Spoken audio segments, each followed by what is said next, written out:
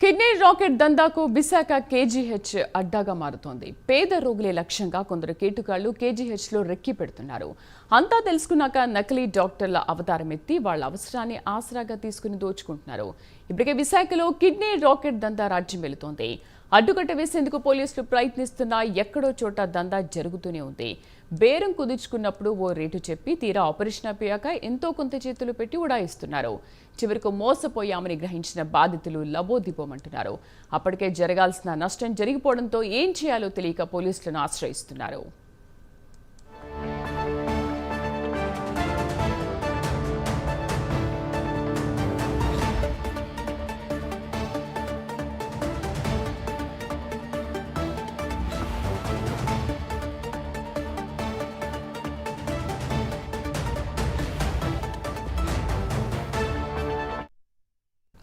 నకిలీ డాక్టర్ల బీరంగంతో పెద్ద ఆసుపత్రి నిత్యం వార్తలు నిలుస్తోంది. కిడ్నీ రాకెట్ ముఠా ఆగడాలతో రోగులు బెంబేలెత్తిపోతున్నారు.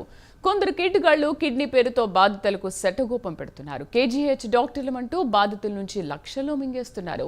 తీరా ఫోన్ స్విచ్ ఆఫ్ రావడంతో మోసపోయామని బాధితులు బోరుమంటున్నారు. నకిలీ డాక్టర్ల ముఠా ఆగడాలు అరికట్టేందుకు ఇప్పటికే 1 టౌన్ పోలీసులు రంగంలోకి దిగారు. దొంగ వైద్యులను పట్టుకునేందుకు ముమ్మరంగా గాలిస్తున్నారు. మా కరెస్పాండెంట్ చంద్రశేఖర్ పూర్తి సమాచారం అందిస్తారు. చంద్రశేఖర్, ఈ నకిలీ డాక్టర్ల ముఠాని గుట్టు రట్టు చేశారా పోలీసులు? ఎటువంటి విచారణ చేస్తున్నారు? Good morning Sridevi.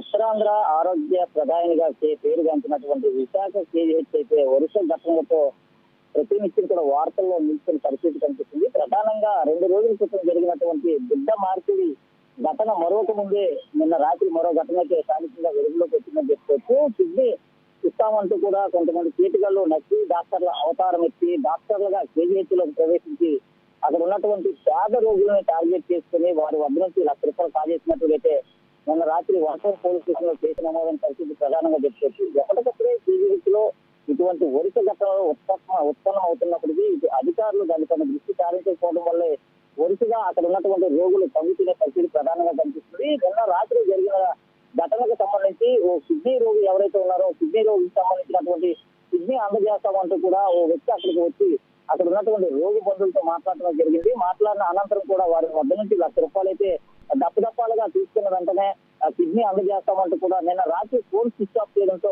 తిన్నటువంటి రోగి బంధువులు ఒక్కసారిగా బోరుమనిపించారు. ఈ నేపథ్యంలో 1 టౌన్ పోలీస్ స్టేషన్ కి అయితే వారిపై ఫిర్యాదు చేయడం జరిగింది. అయితే ఈ సంఘటనకు సంబంధించి ఇప్పటికే పోలీసులు అయితే రంగంలో దిగే పరిస్థితి కనిపిస్తుంది. అసలు ప్రధాన నిందితులు ఎవరైనా అంశంపైన అయితే ఇప్పటికే పోలీసులు అయితే ఆ దిశగా దర్యాప్తు అయితే కొనసాగిస్తున్నారు. అయితే ₹1,00,000 వీరి వద్ద నుంచి సాధించినటువంటి వ్యక్తికి సంబంధించినటువంటి ఆ ప్రాంతం అంతా కూడా పోలీసులు అయితే గాలిస్తున్నారు. అలాగే విశాఖ కేజీహెచ్ లో ఉన్నటువంటి అన్ని సీసీటీవీని కూడా ఎప్పటికప్పుడే పరిశీలించి ఆ ఫుటేజ్ అయితే పోలీసులు అయితే కలెక్ట్ చేయడం అయితే జరుగుతుంది. అయితే దీనికి సంబంధించి కేజీహెచ్ కి సంబంధించినటువంటి ఉన్నతాధికారులు కూడా ఇప్పటి వరకు కూడా ఒక్కసారి నోరు విప్పలేని పరిస్థితి కనిపిస్తుంది. ముఖ్యంగా విశాఖ కేజీహెచ్ కి అసలు ఎవరు వస్తున్నారు, ఎవరు వెళ్తున్నారు అనే అంశం అయితే పూర్తిగా కూలంకషంగా తేలాల్సింది. ప్రధానంగా అక్కడ ఉన్నటువంటి సీసీ కెమెరాల్లో ఎప్పటికప్పుడు మానిటరింగ్ చేసి విశాఖ కేజీహెచ్ వచ్చేటటువంటి నకిలీ వైద్యులు ఎవరైతే ఉన్నారో వారిని గుర్తించాల్సిన బాధ్యత ఉన్నప్పుడు కూడా ఆ దిశగా చర్యలు తీసుకోవడంతోనే ఇది విశాఖ కేజీహెచ్ లో ఎప్పటికప్పుడు